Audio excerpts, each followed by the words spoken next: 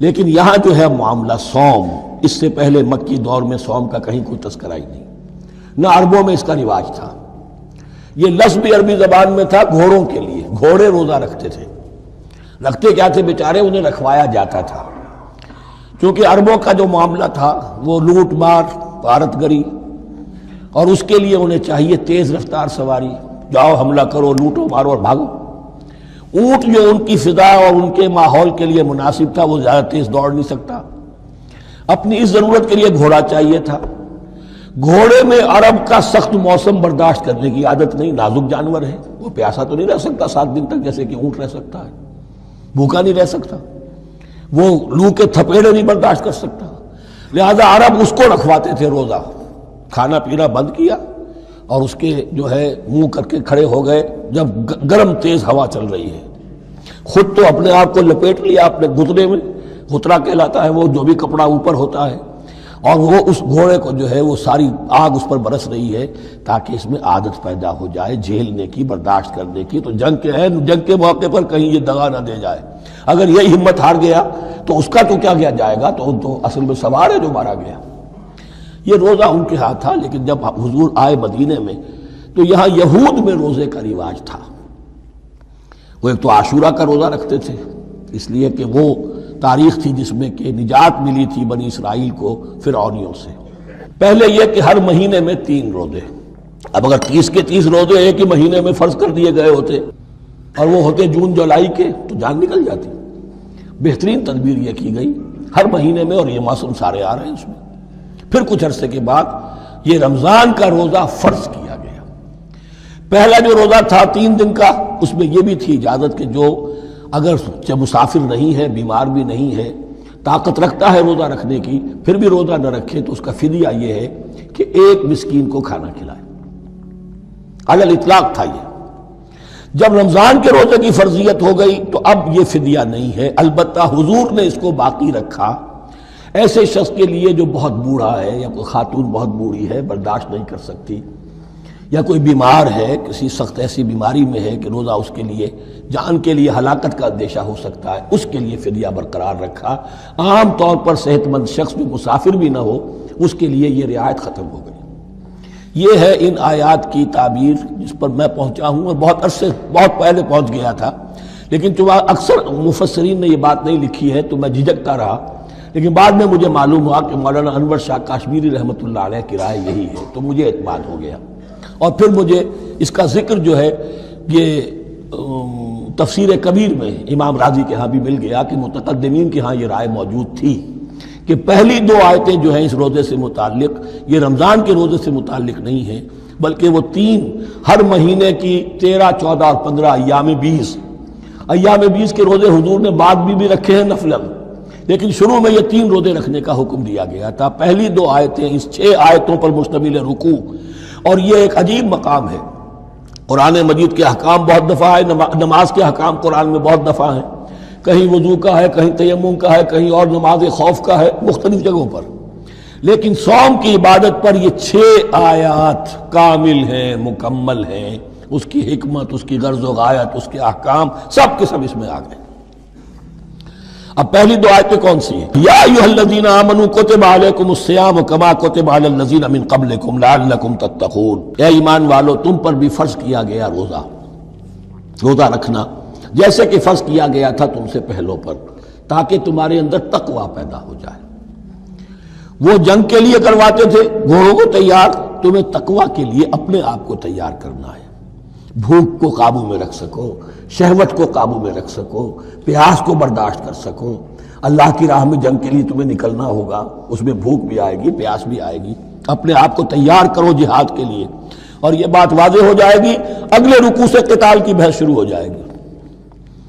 روزے کی یہ گفتگو ہو رہی ہے تمہیداً قتال کے لیے، جیسے گھوڑوں کو تیار کیا جاتا تھا، صوم رکھوایا جاتا تھا قتال کے لیے۔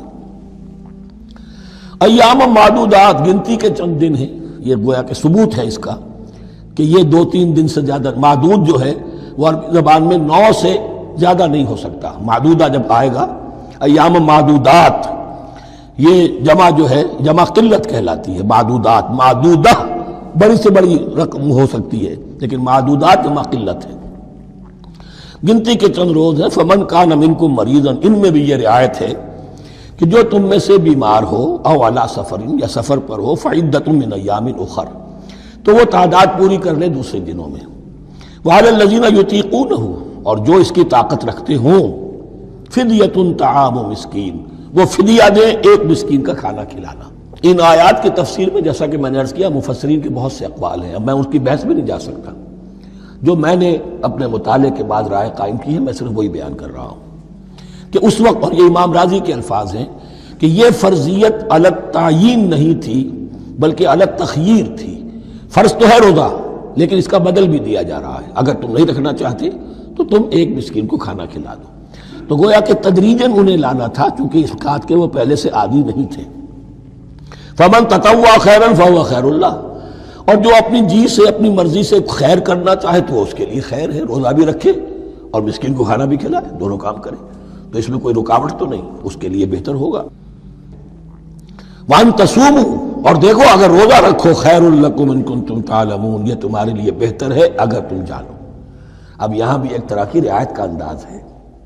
اب آ رہی ہیں دو آیتیں جو خاص رمضان کے روزے سے متعلق ہیں، حکمت اور غرض و غایت.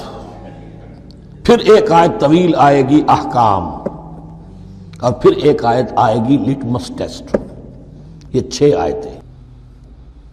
شہر رمضان الذی انزل فیہ القرآن، رمضان کا مہینہ وہ ہے جس میں قرآن نازل کیا گیا. ھدی للناس وبینات من الھدی والفرقان، لوگوں کے لیے ہدایت، اور ہدایت کی بھی روشن بینات باتیں، والفرقان، اور حق و باطل میں فرق کر دینے والی چیز. فمن شہد منکم الشہر، تو جو کوئی بھی پائے اس مہینے کو، یا جو شخص بھی مقیم ہو اس مہینے میں، مسافر نہ ہو، فلیصم، اس پر لازم ہے کہ روزہ رکھے. اب وہ وجوب علی التخییر ختم ہو گیا، اب وجوب علی التعیین، اب یہ لازم ہے، یہ رکھنا ہے. ایک رعایت باقی رکھی، ومن کان مریضا او علی سفر فعدۃ من ایام اخر، جو بیمار ہے یا یہ کہ سفر پر ہے وہ تعداد پوری کر لے دوسرے دنوں میں. یرید اللہ بکم الیسر ولا یرید بکم العسر، اللہ تمہارے ساتھ آسانی چاہتا ہے، سختی نہیں چاہتا. یہ لوگ اپنے اوپر سختیاں جھیلتے ہیں، شدید جو ہے سفر کے اندر بھی روزہ رکھے ہوئے، حالانکہ یہاں اجازت دی ہوئی ہے. یہ بلکہ حضور نے ایک مرتبہ ایک سفر میں کافی سرزنش کی. کچھ ایک جہاد اور قتال پہ نکلے تھے، لیکن کچھ لوگوں نے اس سفر میں بھی روزہ رکھ لیا. نتیجہ یہ ہوا کہ سفر کے بعد جہاں منزل میں اب جا کر خیمے لگانے تھے وہ نڈھال ہو کر گر گئے. جن لوگوں کا روزہ نہیں تھا انہوں نے پھر وہ خیمے لگائے، منزل کا کام کیا. تو حضور نے فرمایا کہ لیس من البر الصیام فی السفر، روزے رمضان اس میں سفر میں روزہ رکھنا کوئی نیکی کا کام نہیں ہے. لیکن ہمارا تصور اور ہے، 105 بخار چڑھا ہوا ہے، روزہ نہیں کھولوں گا میں، روزہ تو میں نے رکھا ہوا ہے، یا روزہ تو میں نہیں چھوڑوں گا. حالانکہ جہاں رعایت اللہ کی ہے اس رعایت سے فائدہ نہ اٹھانا ایک طرح کا کفران نعمت ہے. وَلِتُكْمِلُوا الْعِدَّةَ، لیکن تمہیں عدت اور تعداد اب پوری کرنی ہوگی. وہ جو تھی ایک رعایت کہ فدیہ دے کر فارغ ہو جاؤ، وہ نہیں ہے. وَلِتُكَبِّرُوا اللَّهَ عَلَىٰ مَا هَدَاكُمْ، اور تاکہ تم تکبیر کرو اللہ کی اس پر کہ جو اس نے ہدایت تمہیں عطا فرمائی. وَلَعَلَّكُمْ تَشْكُرُونَ، اور تاکہ تم شکر کر سکو اس نعمت عظمیٰ کا جو قرآن حکیم کی شکل میں تمہیں دی گئی ہے. اس موضوع پر میرا کتابچہ عظمت صوم اور عظمت صیام و قیام قرآن، اس میں یہ سارے مضامین تفصیل سے آئے ہیں. کیا حکمت ہے، کیا غرض و غایت ہے، کیا مقصد ہے، اور آخری منزل کیا ہے. وَإِذَا سَأَلَكَ عِبَادِي عَنِّي فَإِنِّي قَرِيبٌ. مطلوب تو یہ ہے کہ تمہارا جو یہ جسم حیوانی ہے یہ کچھ کمزور پڑے، روح ربانی جو تم میں پھونکی گئی ہے اسے تقویت حاصل ہو. دن میں روزہ رکھو، اس حیوانی وجود کو ذرا کمزور کرو، دباؤ اس کے تقاضوں کو. رات کو کھڑے ہو جاؤ، اللہ کا کلام سنو اور پڑھو تاکہ تمہاری روح کی آبیاری ہو، اس پر حیات، آب حیات کا ترشح ہو. نتیجہ کیا نکلے گا؟ تمہارے اپنے اندر سے ایک پیاس ابھرے گی. وَإِذَا سَأَلَكَ عِبَادِي عَنِّي فَإِنِّي قَرِيبٌ، تقرب الی اللہ کا جذبہ پیدا ہوگا. تو اے نبی، جب میرے بندے، ایسے بندے آپ سے میرے بارے میں سوال کریں، ان کو بتا دیجئے میں قریب ہوں، دور نہیں ہوں. یہ حقوق انسانی کا میرے نزدیک دنیا میں سب سے بڑا میگنا کارٹا ہے۔ اللہ اور بندے کے درمیان کوئی فصل نہیں ہے، فصل اگر ہے تو تمہاری اپنی خباثت ہے۔ اگر تمہاری نیت میں فساد ہے، حرام خوری تو کرنی ہی کرنی ہے، تو اب کس منہ سے اللہ سے دعا کرو گے؟ پھر جاؤ گے کسی پیر کے پاس، آپ دعا کر دیجئے۔ یہ نذرانہ حاضر ہے؟ یہ طریقہ کیا ہے؟ انسان کا نفس حائل ہے اور کوئی نہیں، ورنہ ہم تو مائل بے کرم ہیں، کوئی سائل ہی نہیں، راہ دکھنا ہے کسی رہنوی منزل ہی نہیں، کوئی پوپ نہیں، کوئی پنڈت نہیں، کوئی پادری نہیں، کوئی پیر نہیں، کوئی نہیں، جب چاہو اللہ سے ہم کلام ہو جاؤ۔ اس سے بڑا حق کیوں خالق و مخلوق میں حائل رہے پردے؟ پیران کلیسا کو کلیسا سے اٹھا دو۔